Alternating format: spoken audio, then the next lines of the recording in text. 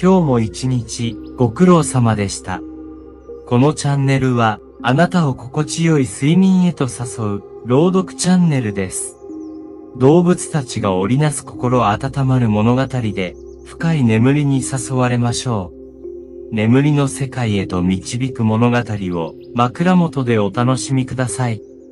この動画は動物物語オリジナルストーリーを6話お届けします。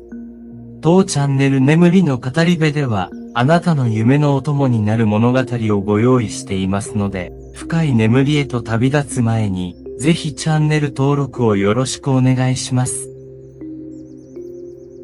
それではおやすみなさい。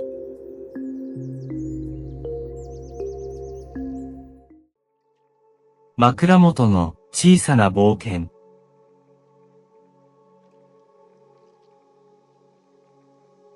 桜はその日、長い一日を終えて、ようやく休息の時間を得た。サバンナの広大な空の下、夜はすっかりと冷え込み、無数の星がきらめいている。彼女の寝床は、大きなアカシアの木の下、柔らかい草の上にしつらえられており、通常ならば、ぬくもりと安らぎの場所である。しかし、今夜は異なった。深い眠りに落ちかけたその時、桜は突然の物音に目を覚ます。何かが彼女の寝床を荒らしている音が聞こえた。瞬時に身を起こし、辺りを警戒する彼女の目に、寝床の周囲が散らかっている様子が映る。彼女の愛用していた枕も、今や地面に投げ出されていた。ピンク色の縞模様が月明かりに照らされて、桜は立ち上がり、そっと音のする方向へと進む。彼女の耳は、かすかな物音に集中し、その鋭い目は闇の中でも細かな動きを捉える。桜は寝床を荒らした何者かを追いかける決意を固める。冷たい夜風が吹き抜ける中、桜は自分のテリトリーを慎重に探索し始めた。彼女が進むにつれて、小さな足跡が地面に点々と残されているのを発見する。これは小さな動物のものだろうか、それとも他の何者かのものだろうか。彼女の心は好奇心とわずかな緊張で満たされていった。桜が足跡をたどると、やがて小さな丘の上へと出た。そこから見下ろすと、サバンナの広がりが月光に照らされて、幻想的な景色を作り出していた。しかし、その美しさも、つかの間、桜は、ふと目の前に現れた、小さな影に気づく。桜は、丘の頂上から、その小さな影を、じっと見つめていた。月の光が、ぼんやりと地面を照らし出す中、彼女は、その影の正体を突き止めようと、身を低くして、慎重に近づいていく。寒さが増す夜空の下、サバンナの平原は静寂に包まれており、わずかな物音もひときわはっきりと聞こえてくる。桜が近づくにつれ、その影は徐々に形をなし、小さなハリネズミがあらわになった。ハリネズミは怯えた様子で、身を丸めながらも、警戒心を忘れずに、周囲を伺っている。桜は、その小さな生き物に興味を持ち、優しく声をかける。ここで何をしているんだい？どうして僕の寝床を荒らしたの？ハリネズミは、はじめは驚いて身を固くしていたが、桜の声の温かみに、少しずつ安心し、話し始めた。ごめんなさい。僕は、ただ、寒くて。あなたの寝床が暖かそうだったから。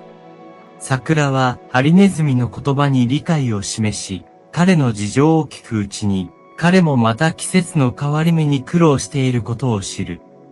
二人は、互いの話を共有しながら、急速に親しくなっていった。桜は、ハリネズミを自分の寝床に招くことにし、一緒に暖を取りながら、彼からサバンナの他の動物たちについての話を聞く。夜が更けていく中、ハリネズミは、桜に周囲の環境変化や、季節ごとの困難について教え、桜はそれを聞きながらどうすればより多くの動物たちを助けられるかを考え始める。彼女のリーダーシップが求められる新たな役割へと徐々に目覚めていくのだった。翌朝、桜とハリネズミは寝床を出てサバンナを散策し始める。彼らは他の動物たちにも声をかけ、各自が抱える問題について話を聞き、解決策を探る旅を続ける。この小さな冒険が桜にとって大きな意味を持つ成長の旅となり、サバンナのコミュニティに新しい希望をもたらす一歩となる。サバンナの朝は明るく、穏やかな日差しが広がり、新たな一日が始まる。桜とハリネズミは他の動物たちに声をかけ、サバンナの様々な場所へと足を運ぶ。彼らはまず、水場近くに住むジリンという若いキリンに出会う。ジリンは水の枯渇について悩んでおり、近くの水場が次第に小さくなっていることを二人に伝える。桜はコミュニティのリーダーとして、この問題にどう対処すべきか考えを巡らせる。彼女はハリネズミと相談しながら、ジリンを含む数頭の動物たちと共に水場を探る旅に出ることを決める。彼らはサバンナを横断し、新しい水源を求めて行動を開始する。旅の中で桜たちは様々な困難に直面する。道中、厳しい天候や水をめぐる他の動物グループとの小競り合いが発生するが、桜の冷静な判断とハリネズミの賢いアイデアで、なんとかそれを乗り越えていく。旅が進むにつれ、彼らの団結力は強まり、互いに支え合う重要性を再認識する。数日間の探索の後、桜たちはついに広大な新たな水源を発見する。この発見はサバンナの多くの動物たちにとって大きな救いとなり、桜のリーダーシップはより確固たるものとなる。水場を囲んで彼らは小さなお祝いを行い、互いの成功を称え合う。しかし、新しい水場を発見した喜びも束の間、桜は新たな問題に直面する。水場の周囲には人間の活動の痕跡が見られ、これが将来的にどのような影響をもたらすか、懸念が広がる。桜は、この問題にどう対処するか、再びハリネズミと共に、解決策を模索する決意を固める。新たな水場を見つけた喜びも、束の間、桜とハリネズミは、人間の活動が近づいていることを知り、その問題に直面する。彼らは、この新しい課題に対応するため、サバンナの動物たちと共に協議を始める。会議は大きなアカシアの木の下で開かれ、多くの動物たちが集まった。私たちの新しい水場を守るために、何か手を打たなければなりません。桜が声を高らかに宣言すると、集まった動物たちから様々な意見が飛び交う。その中で、ハリネズミが提案する。人間たちがここに興味を持たないよう、水場周辺を自然のままに保ち、目立たないよう工夫しましょう。また、私たちが監視体制を整えることで、早期に対応できるようになります。桜はハリネズミの提案に賛同し、動物たちを率いて水場の周囲に自然なカモフラージュを施す作業を始める。彼らは木の枝や草を使って人目につきにくい環境を作り上げ、同時に監視のシフトを組んで人間の活動を注意深く監視する。作業が進む中、桜とハリネズミは水場近くで新しい友情を築いていく。特に若い象のエマとの関係が深まる。エマはその強力な力で重い木を動かすのに一役買い、桜たちの計画に大きく貢献する。数週間が経ち、彼らの努力が実を結び始める。水場の周囲が自然に溶け込むようになり、人間たちの足跡も見られなくなる。しかし、ある日、エマが監視中に怪しい動きを察知する。人間が遠くから水場を観察しているのだ。エマはすぐに桜たちに報告し、彼らは迅速に対応を試みる。数ヶ月が経過し、桜とその仲間たちは、新しい水場を守るための努力が実を結び始めた。人間たちの活動は遠ざかり、サバンナの動物たちは、以前よりも安心して水場を利用できるようになった。桜のリーダーシップと動物たちの団結が、この地域の平和を保つ鍵となっている。彼らは、この地域の美しさと平和を守り続けることの重要性について話し合い、互いに感謝の言葉を交わす。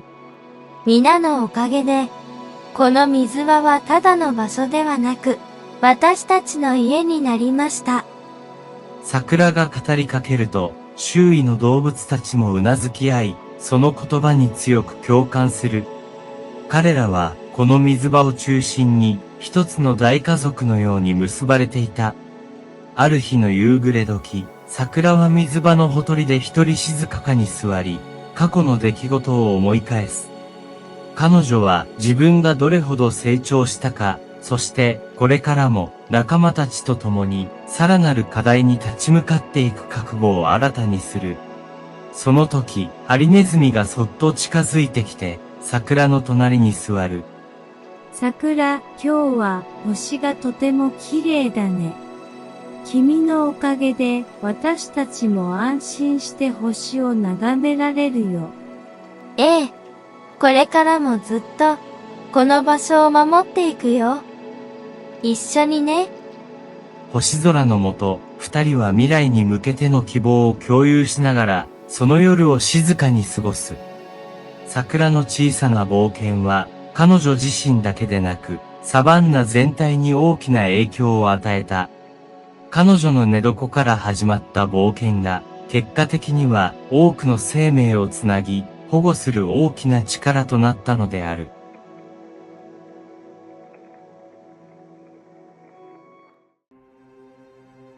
森のささやきと眠りの調べ。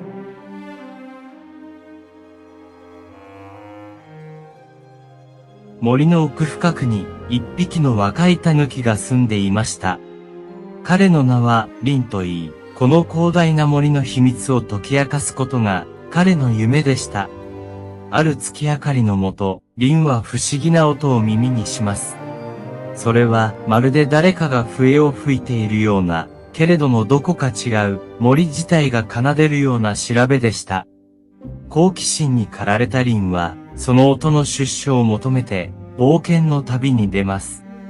森の中は不思議で美しいもので満ちており、リンは初めて訪れる場所で新たな友達と出会います。しかし、彼が知らないのは、その音が彼を試すためのものだということでした。リンは森の小道を進みながら、足元に落ちている枯葉を踏む音に耳を傾けました。こんなに静かな夜なのになぜこんな音がするんだろう。彼が思うように森は彼に答えを隠しているようでした。それでも彼は立ち止まりませんでした。音の源を見つけるため、また一つ謎を解くために。突然、彼の前に小さな光が現れました。それは小さな光の精霊のようで、リンを見つめているようでした。こんにちは。リン。私たちはあなたを待っていました。リンは驚き、少し後ずさりしましたが、光の精霊は優しく微笑みました。恐れることはありません。私たちは、あなたがこの森の新しい音の守り手になることを願っています。冒険が始まったばかりでした。リンはこれから何を学び、何を見つけるのでしょうか。彼の旅は森のささやきとともにまだまだ続きます。森の深い部分へと足を踏み入れるにつれて、リンは新たな風景と出会います。この森には思いもよらないほど多様な生き物が住んでおり、それぞれが森の中で独自の役割を果たしていました。彼は知恵深いフクロウ、機敏なキツネ、そして速さを誇るウサギに出会います。彼らはリンにそれぞれの特技を教え、リンはそれを応用して少しずつ困難を乗り越えていきました。フクロウは暗闇でも物事を見極める方法を、キツネは狡猾さを使って問題を解決する術を、ウサギは早く動くことの重要性を教えてくれました。リンはそれぞれの教えを心に留めながら森の中をさらに深く探検します。彼の目的はただ一つ不思議な音の源を見つけ出すことでした。その音はまるで森全体が一つの生命体であるかのように感じられました。ある日、リンは巨大な岩の間に隠れた小さな洞窟を見つけました。洞窟の中から彼が探していた音が聞こえてきます。慎重に中に入ると、そこには古びた楽器が一つ置かれていました。それは見たこともない不思議な形のフルートのようで、彼が今まで聞いていた音の源であることがわかりました。リンは楽器を手に取り、そっと吹いてみました。すると、音は森全体に広がり、周囲の動物たちが次々と集まってきました。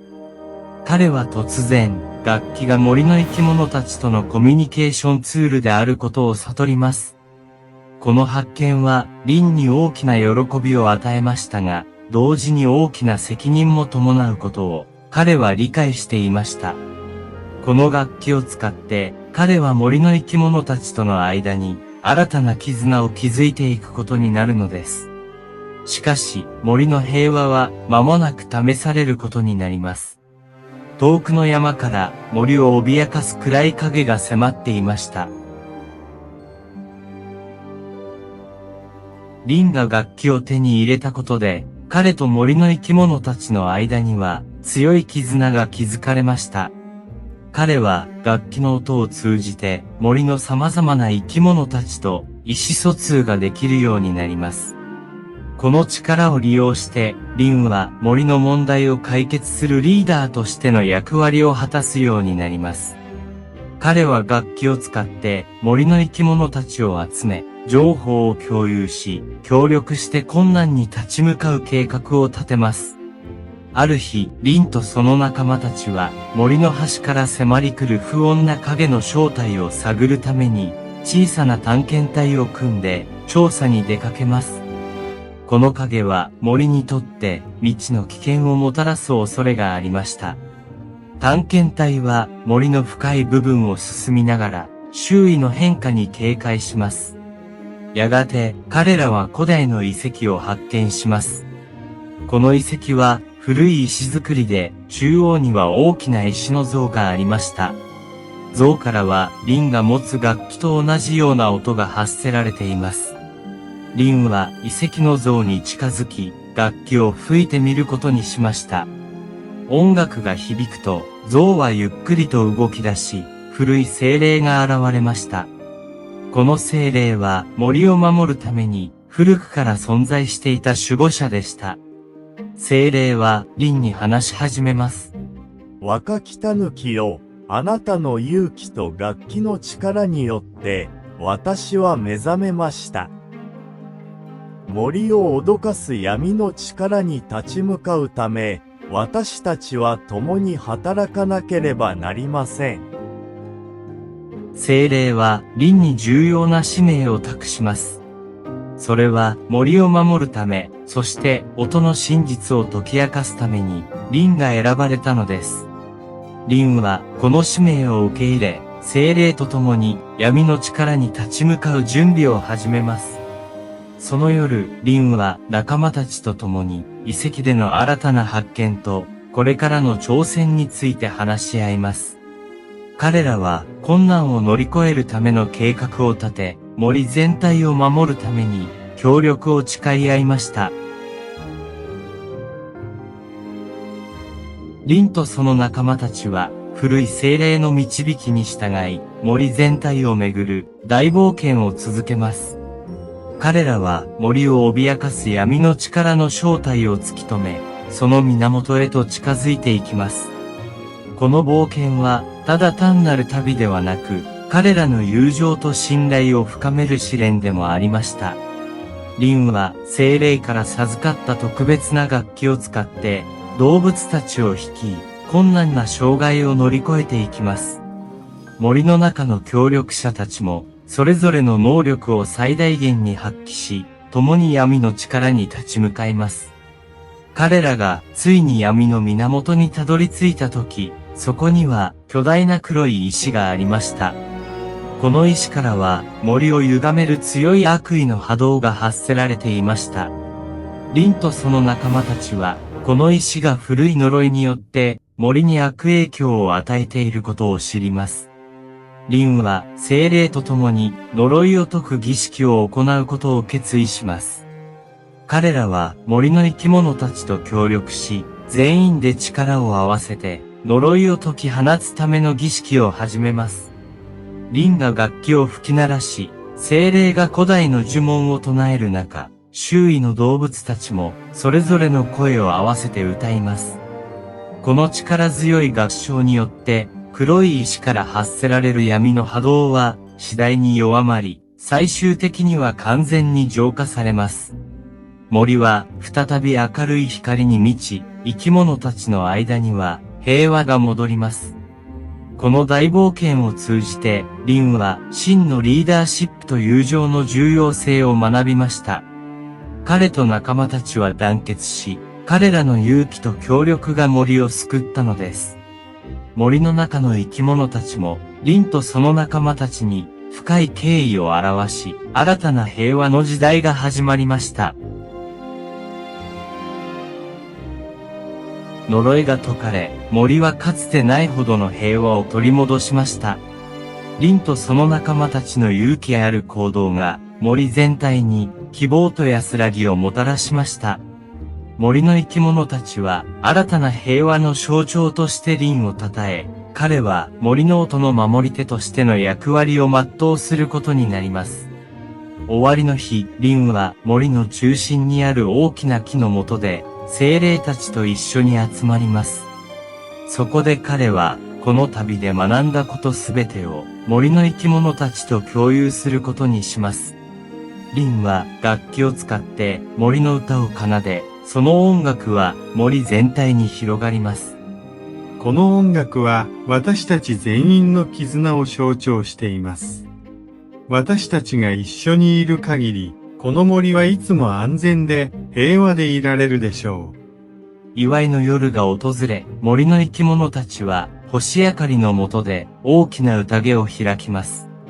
彼らは食事を共にし、未来について語り合い、新たな友情を深めます。リンはその中心で、かつての冒険を振り返りながら、これからの日々に思いを馳せていました。彼の冒険の話は、森の新たな伝説として語り継がれることになります。リンは森の音の守り手として、また一つ大切な役割を担うことになるのでした。森の生き物たちと共に、リンはこれからも森を守り続けることを誓います。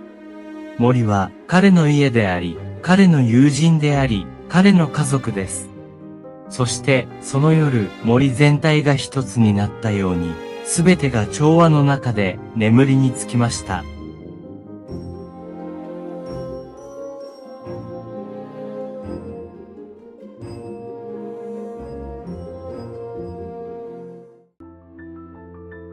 眠りの森の奇跡。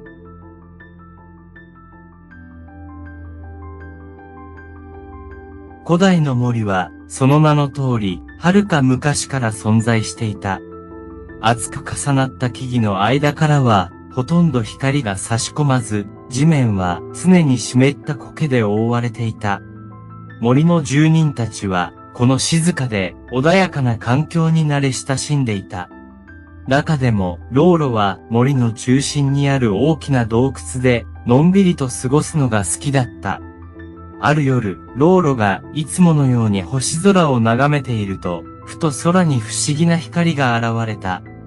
それは急に大きくなり、次第に森の中心に向かって降りてきた。不思議に思ったローロが、その場所に急ぐと、そこには見たこともない、装束を身にまとった訪問者が立っていた。ローロ、君を探していたんだ。訪問者の声は柔らかく、しかし何か重大なことを伝えるような響きを持っていた。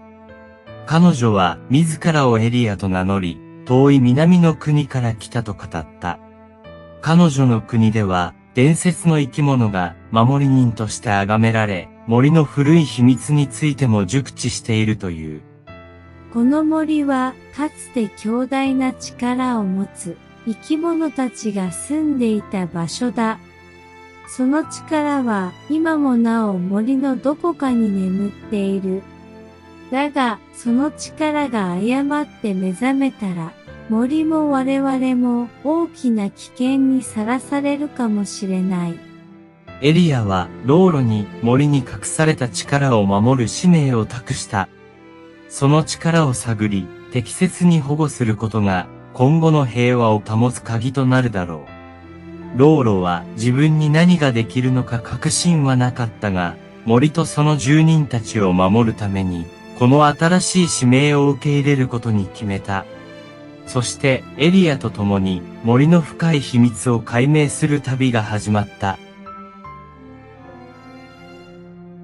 エリアとローロは森の古い秘密を解明するために深い森へと足を踏み入れた。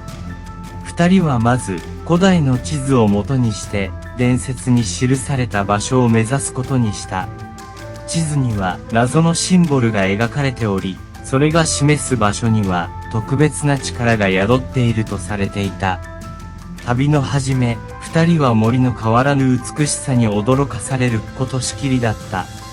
しかし、奥へと進むにつれて、環境は次第に厳しくなり、見慣れない植物や奇妙な動物たちが現れ始めた。ローロは、これまでの生活では気づかなかった森の多様性と複雑さを新たに知ることとなった。途中、二人は古い神殿のような構造物を発見する。その建物は地図に記されていたシンボルの一つと一致しており、エリアとローロは中に入ることに決めた。神殿内部は薄暗く、壁には古代文字で書かれた数々の警告が刻まれていた。ローロは不安を覚えつつも、エリアの導きで奥へと進んでいく。神殿の中心部には大きな石の台座があり、その上には謎の宝石が乗せられていた。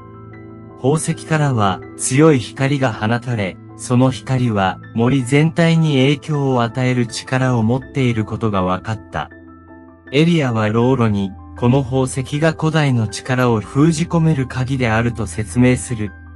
しかし、その瞬間、外から何者かによる攻撃が始まり、二人は宝石を守るために急いで対策を講じる必要に迫られた。未知の敵の目的は明らかではなかったが、彼らは宝石の力を利用しようとしているようだった。ローロはエリアと共に森とその秘宝を守る戦いに挑むことを決意した。敵の攻撃が始まってから、ローロとエリアは時間との戦いになった。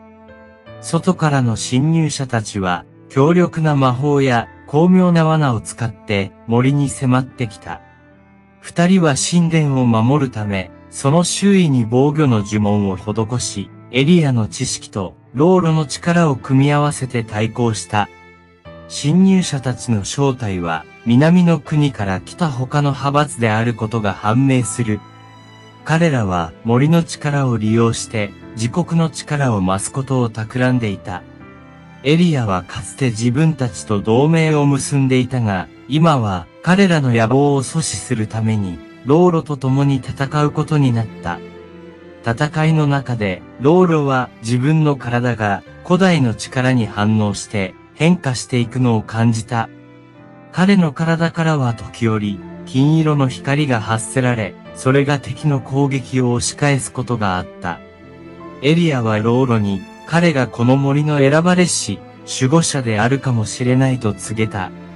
ある夜、敵の大規模な攻撃が予測される中、ローロとエリアは決死の覚悟で神殿を守った。二人は神殿の最深部で宝石に触れ、その力を全身に受け入れることに成功する。その瞬間、森全体が光に包まれ、敵の侵攻を一時的に阻止した。しかし、戦いはまだ終わらない。敵は一度退けたものの、彼らが再び戻ってくることは明らかだった。ローロとエリアは次の攻撃に備え、さらに深く森の力を理解しようと決意する。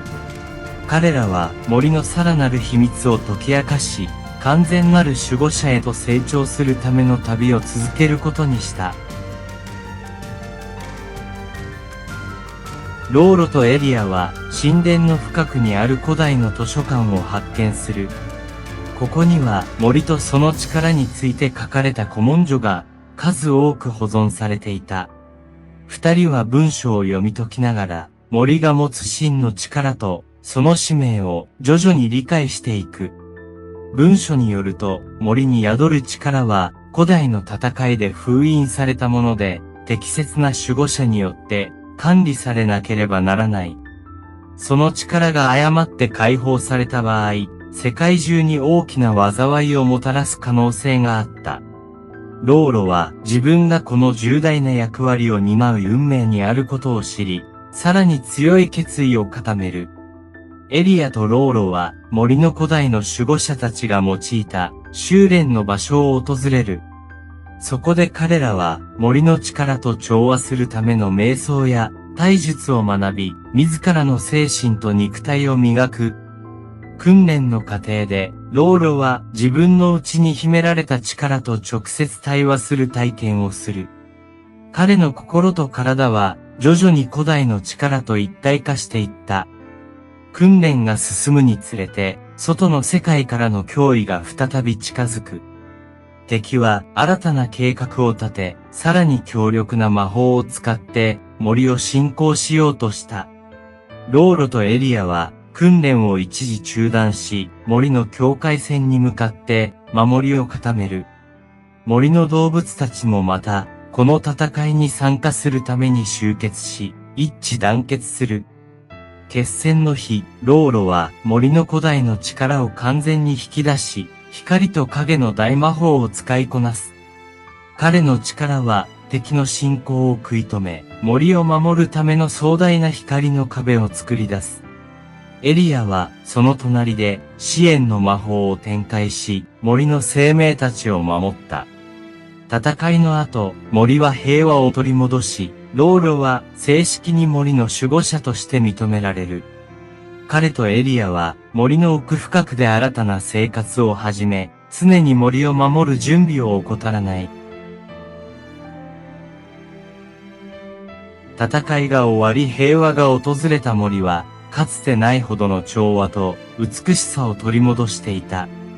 ローロとエリアは森の中心に新たな住居を構え、森の守護者としての生活を始める。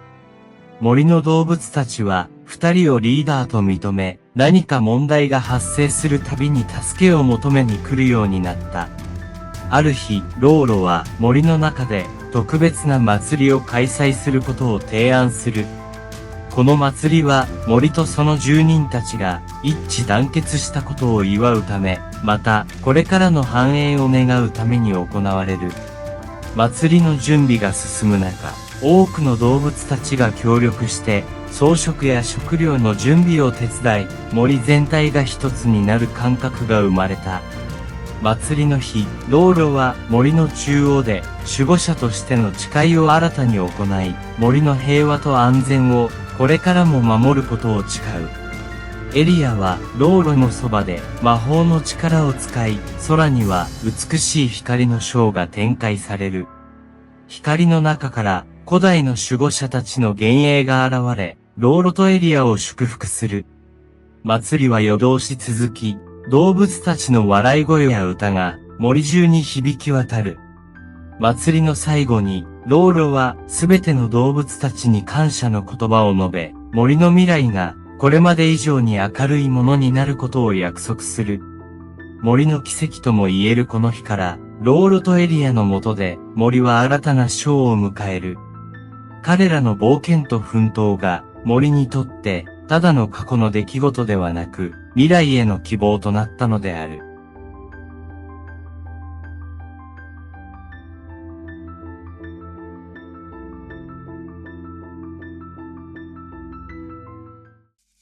夜明けの鳥たちとの対話。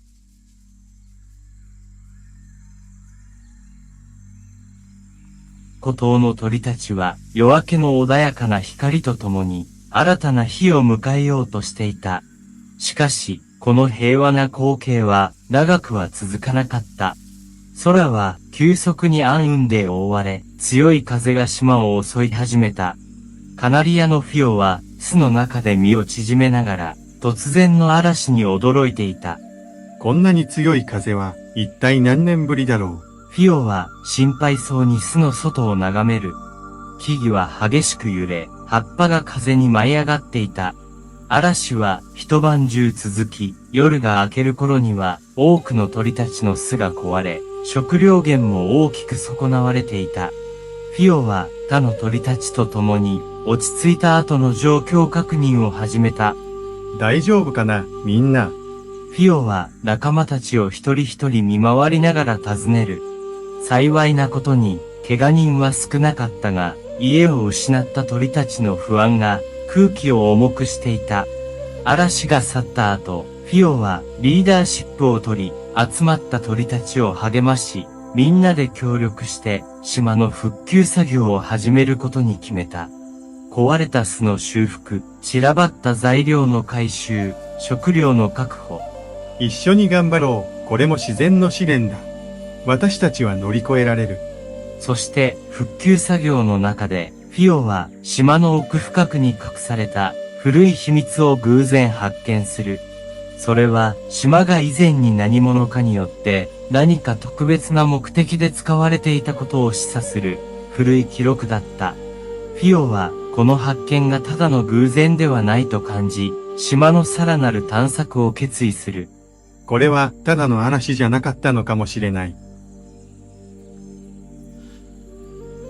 嵐が去り、孤島の鳥たちは少しずつ日常を取り戻し始めていた。しかし、安堵の息をつく間もなく、フィオは新たな問題に直面する。島の主な食料源であったベリーの木が嵐で大きなダメージを受けており、食料が著しく不足していることに気づいたのだ。みんな集まってください。フィオは急いで鳥たちを集め、事態を説明する。嵐でベリーの木がたくさん倒れちゃったんだ。食料が足りなくなる前に何か対策を立てないと。鳥たちの間には不安が広がったが、フィオは冷静さを保ちながらも次の一手を考えていた。彼は島の探索経験が豊富な老足のエドワードに相談を持ちかける。エドワード、島のどこかに他の食料源はないかな。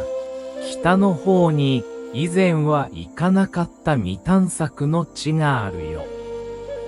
そこには何か見つかるかもしれないね。フィオは即座に行動を起こすことを決め、エドワードと共に未探索の地へと向かうことにした。彼らは数名の仲間を連れて島の北端へと旅を開始する。旅の途中、彼らは様々な困難に直面する。厚い霧、急な崖、そして野生の猛獣。しかし、フィオと仲間たちは互いに支え合いながら、これらの障害を一つずつ乗り越えていった。数日間の旅の末、彼らはついに未探索の地に到達する。そこは予想外の美しい渓谷で、豊かな水と食料が溢れていた。ベリーだけでなく、多様な果実や種子が自生しており、鳥たちにとっては、まさに楽園のような場所だった。これは素晴らしい。みんなに知らせよう。フィオは興奮を隠せずにいた。彼らはすぐに島に戻り、他の鳥たちにこの喜ばしい発見を伝える。渓谷の存在が公になると、多くの鳥たちが新しい住処へと移動を始めた。この新しい地は、フィオたちに新たな希望を与え、困難を乗り越えた彼らの絆もさらに深まった。そして、フィオは、この場所で新たなリーダーシップを発揮し始める。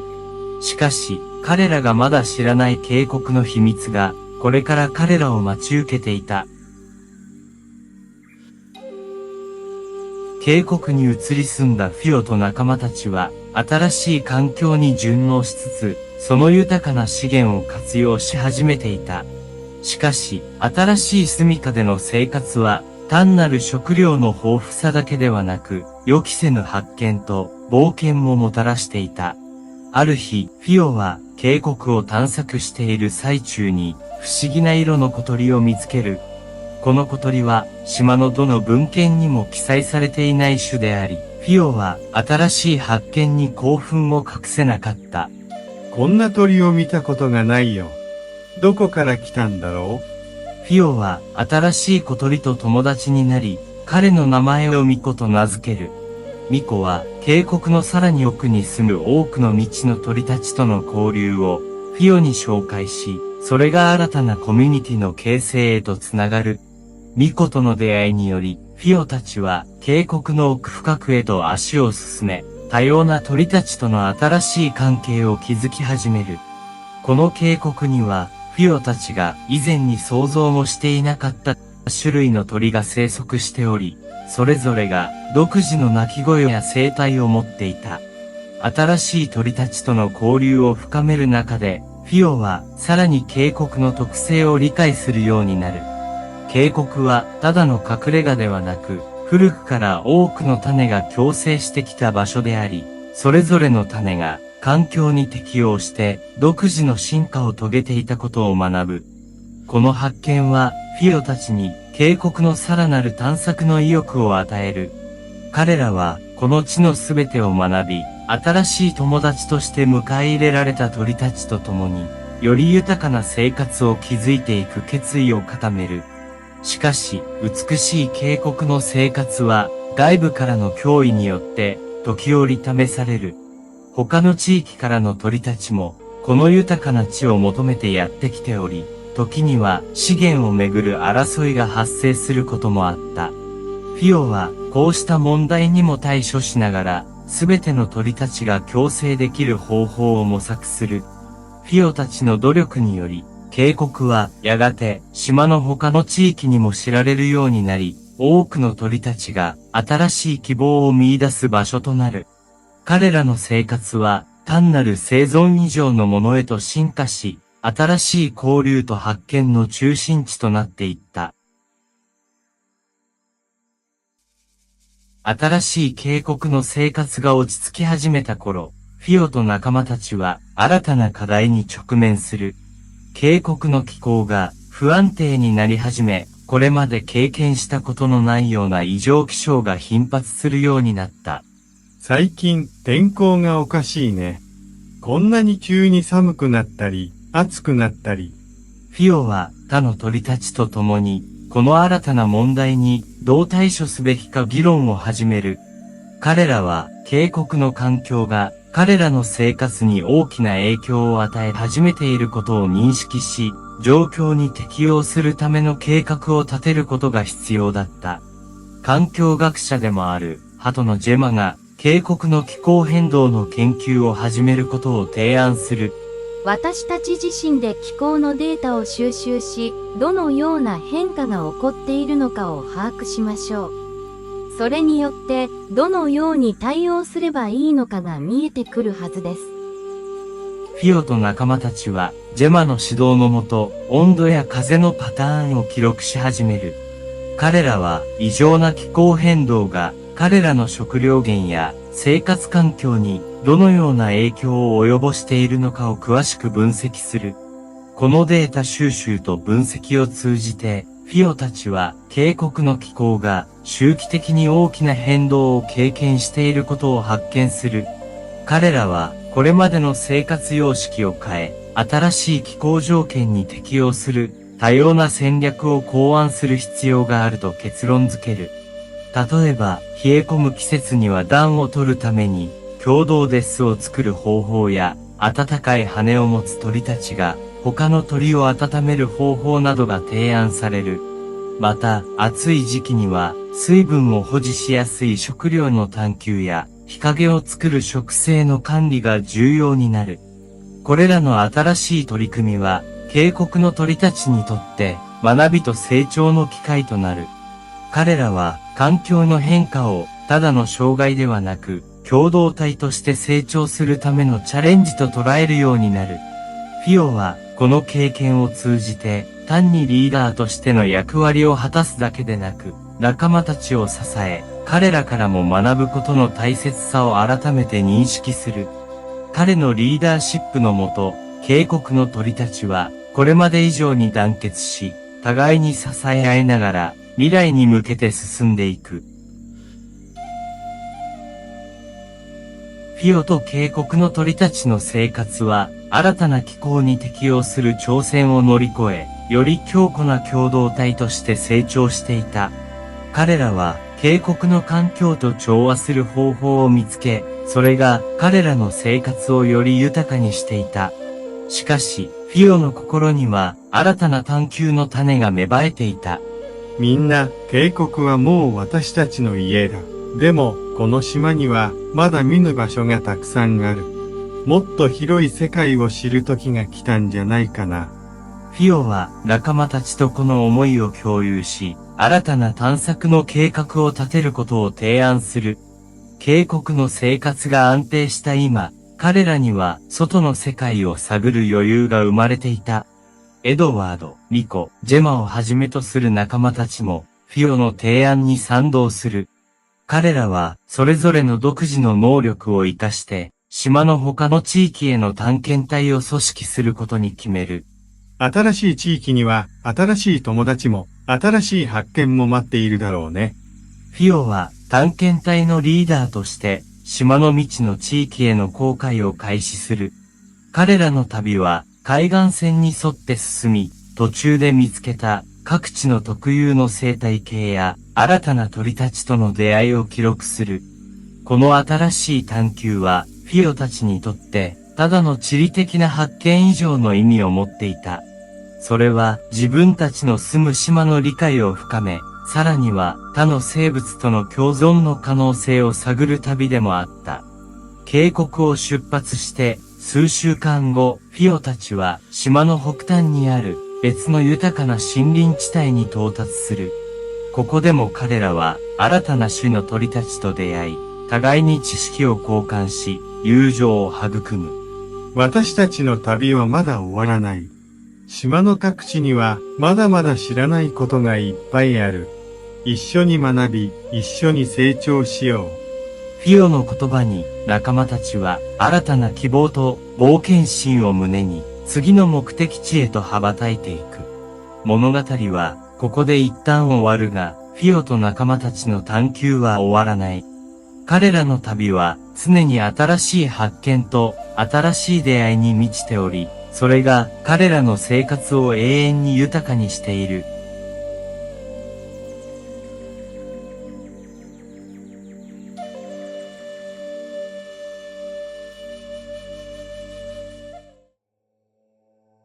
眠りの島の秘密の物語。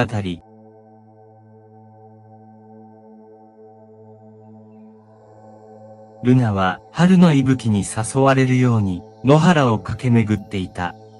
その時、ひときわ異彩を放つ輝く花が彼女の目を捉えた。その花は周囲の草花よりも鮮やかで不思議な光を放っていた。ルナがそっと花に鼻を近づけると、花から優しい声が聞こえてきた。こんにちは、ルナ。私はこの森の精霊、アリエルだよ。声の主、アリエルはルナを森の奥へと誘う。ルナは不安と好奇心が入り混じる心持ちでアリエルの声に導かれ、森の奥へと足を進めた。森は見たこともない花や聞いたことのない鳥の鳴き声で満ちており、その美しさに心を奪われた。ここは昔から動物たちが安全に暮らせる場所なんだ。でも、森には古くからの秘密が眠っているんだよ。アリエルの話によると、森には古代のウサギたちが残した秘密があるという。その秘密を解明することが、ルナに託された重要な使命だった。ルナはアリエルに導かれながら、森の奥深くへと足を踏み入れる。ここから先は、君一人で行くんだ。でも心配しないで、君ならきっと大丈夫。アリエルの言葉に勇気づけられ、ルナは一歩一歩前に進んだ。そして彼女は不思議な光を放つ一本の花にたどり着いた。その花はルナにさらなる冒険への扉を開く鍵だった。ルナはアリエルの精霊から受けた使命を胸に森の奥へと進む勇気を持って一歩を踏み出した。その足取りは軽やかでありながら運命の重さを感じさせるものだった。森の中はまるで異世界に迷い込んだかのように神秘的な雰囲気が漂っていた。ふとしたことからルナは地面に隠された小さな通路を見つける。それは古代のウサギたちが使っていたと言われる秘密の通路だった。通路の入り口には古びた石碑があり、そこには長い間忘れられていた言葉が刻まれていた。真実を求める者よ、過去を掘り返し、未来を照らせ。ルナはその言葉を胸に通路を進んでいく。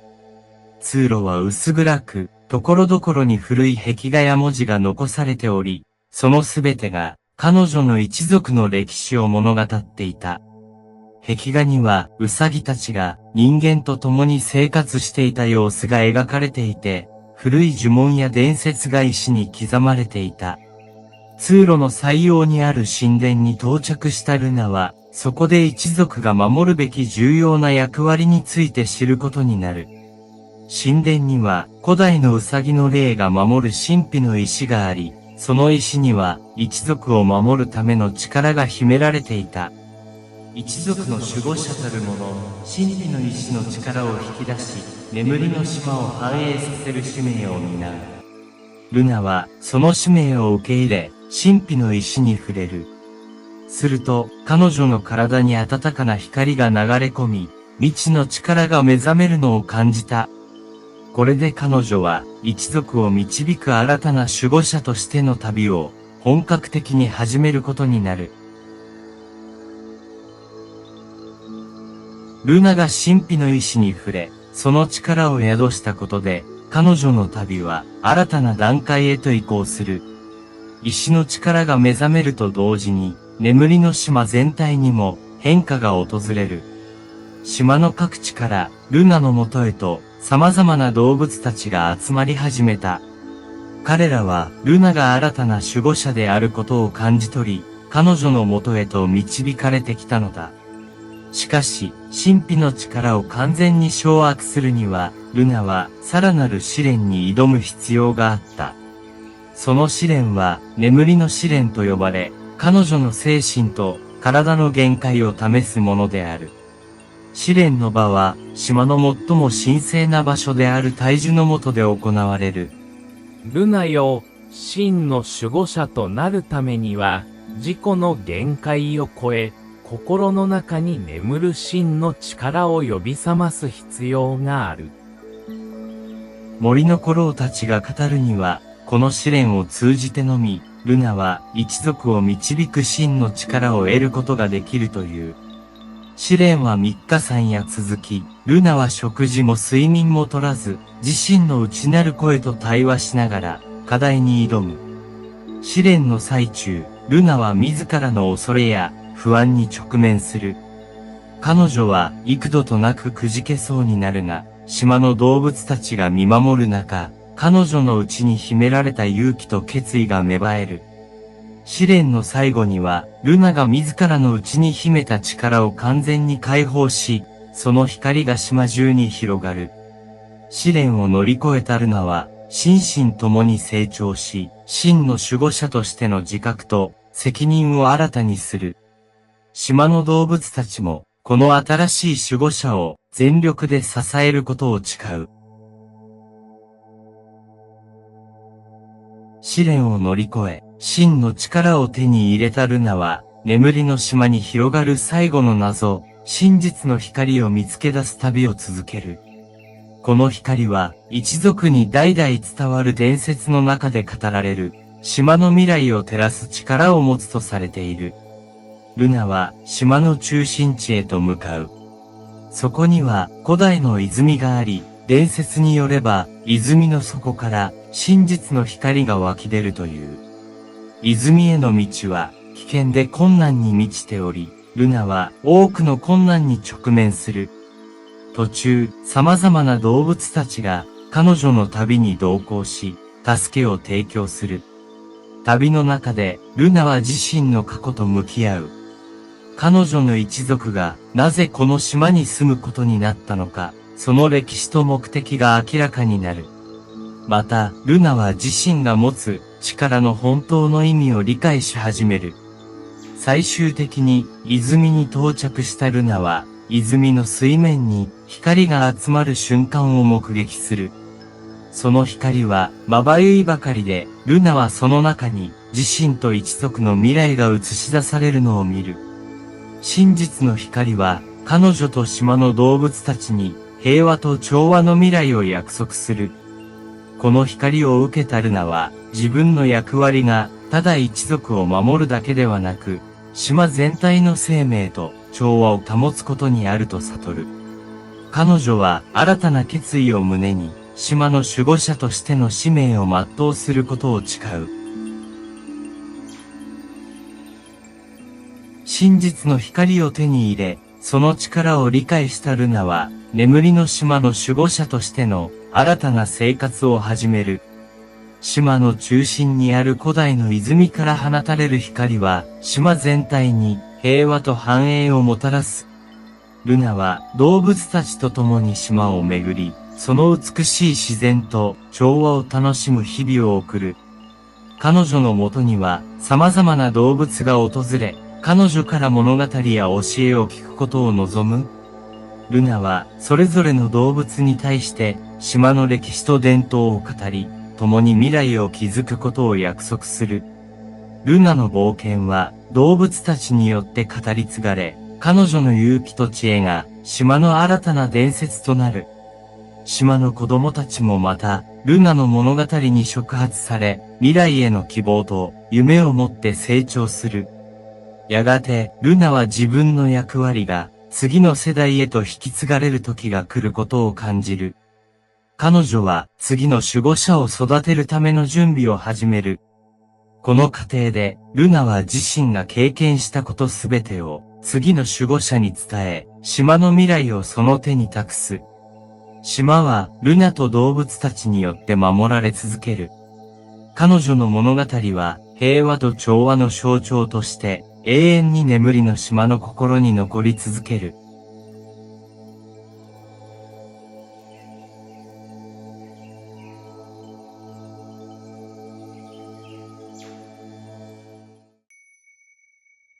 夜の森の小さな英雄たち。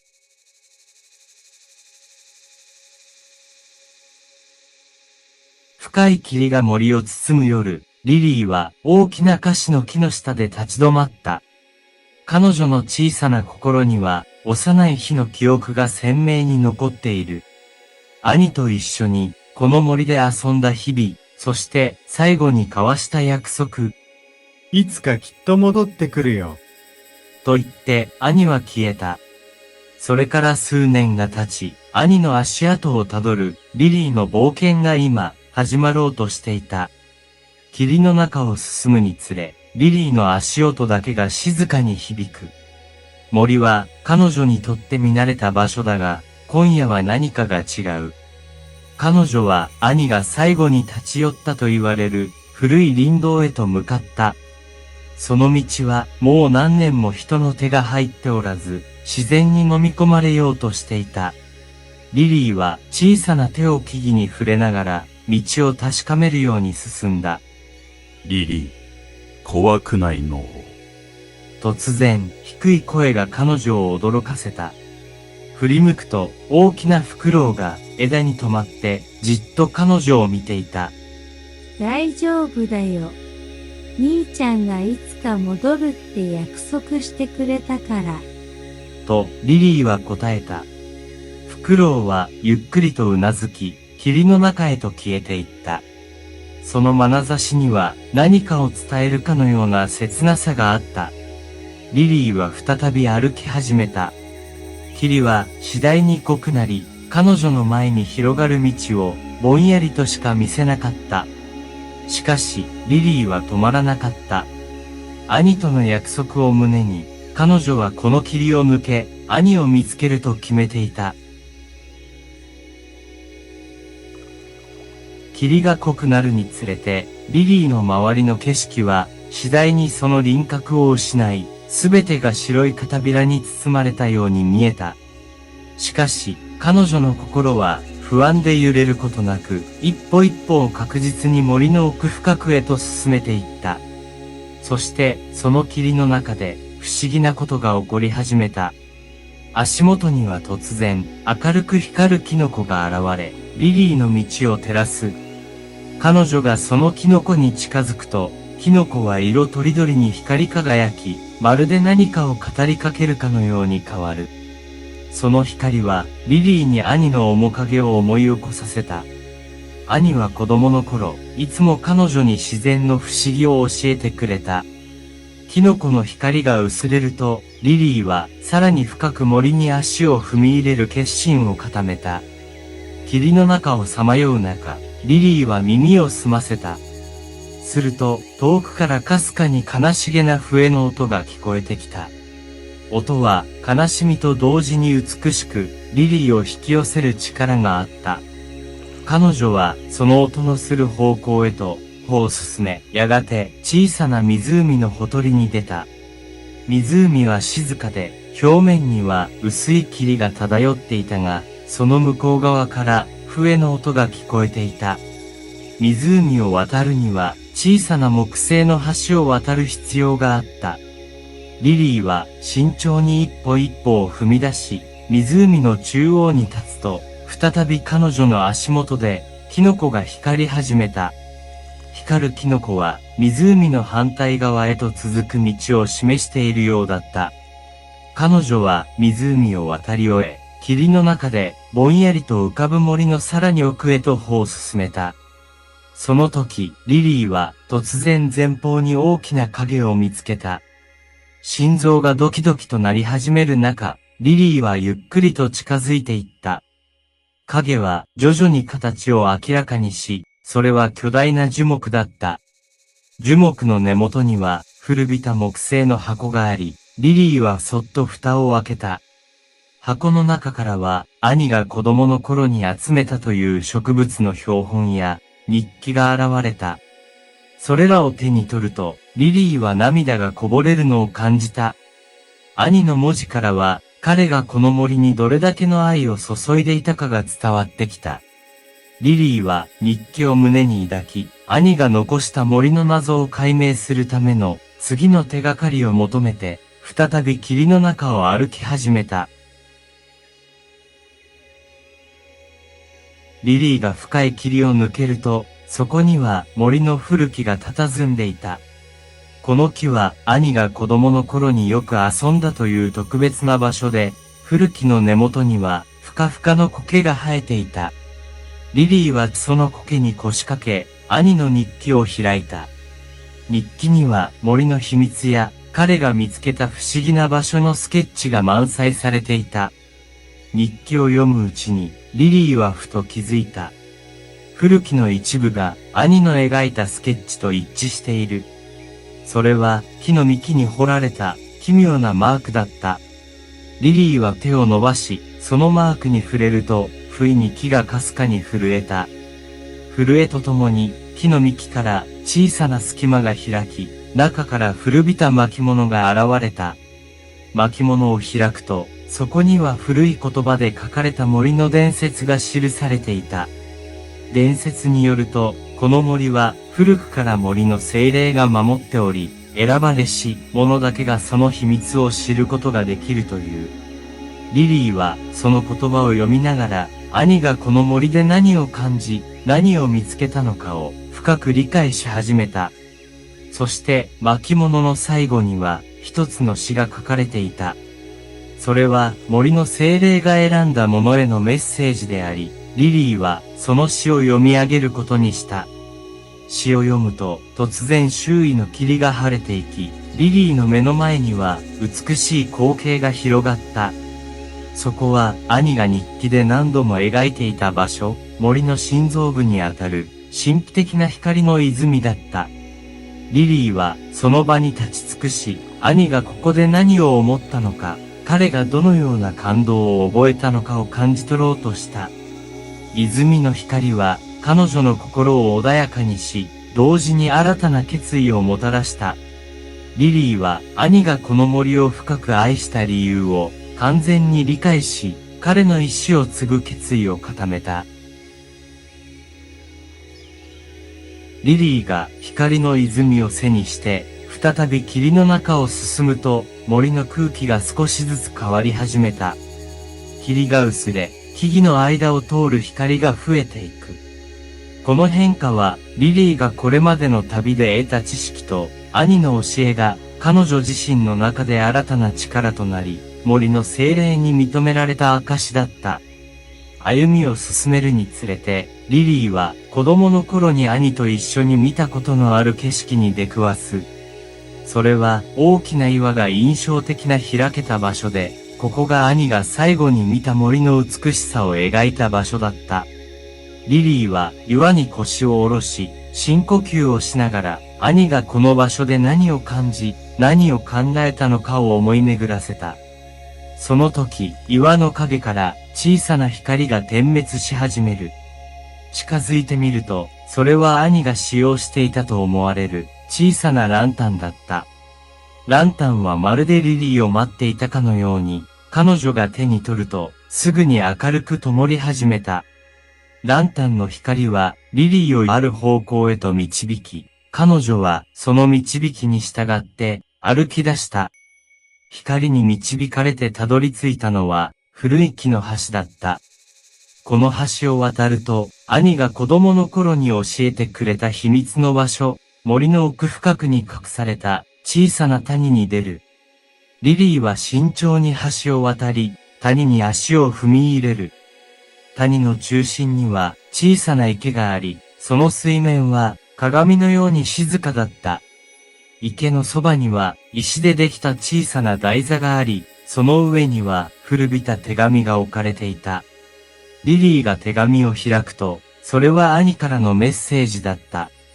リリーへ、この場所が僕にとって特別な理由を、君がいつか理解することを願っている。ここは新しい始まりの場所だ。僕は新たな旅に出る。いつか、君もここで新しい旅を始めるだろう。手紙を読み終えたリリーは、池の水面を見つめながら、兄が残した言葉の意味をかみしめた。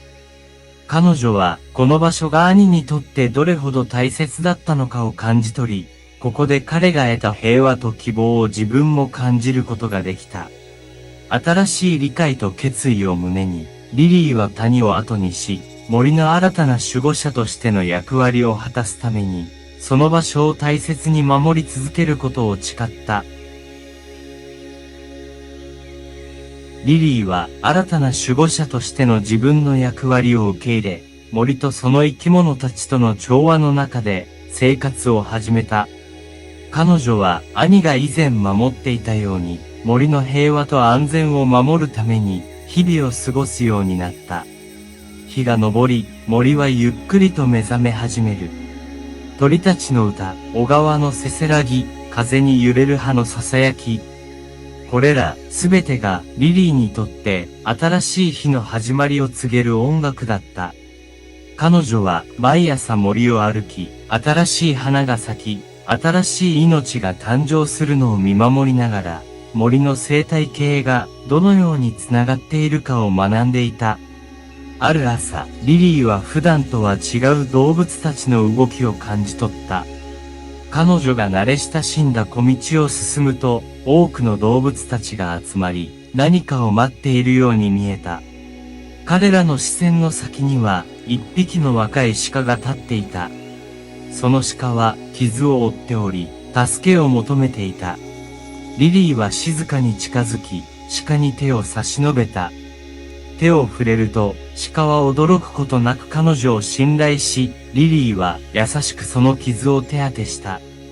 その場にいたすべての動物たちが、この一連の行動を見守っていた。彼らは、リリーが森の新しい守護者として、兄と同じように、彼らと深い絆を築いていくことを感じ取り、彼女を完全に受け入れた。この日を境に、リリーと森の動物たちは、さらに強い信頼関係で結ばれることとなった。日が沈み、夜が訪れると、リリーは再びその特別な場所、光の泉へと戻った。そこで彼女は静かに座り、星空を見上げながら、兄への感謝の思いを胸に秘めた。兄が残した教えと愛が、リリーを森の守護者へと導いたのだ。彼女は自らの役割を全うすることで、兄の意志を継ぎ、森を守り続ける決意を新たにした。森の生き物たちと共に、新たな章を歩み始めたリリーは、小さな英雄として、夜の森で光り輝く存在となった。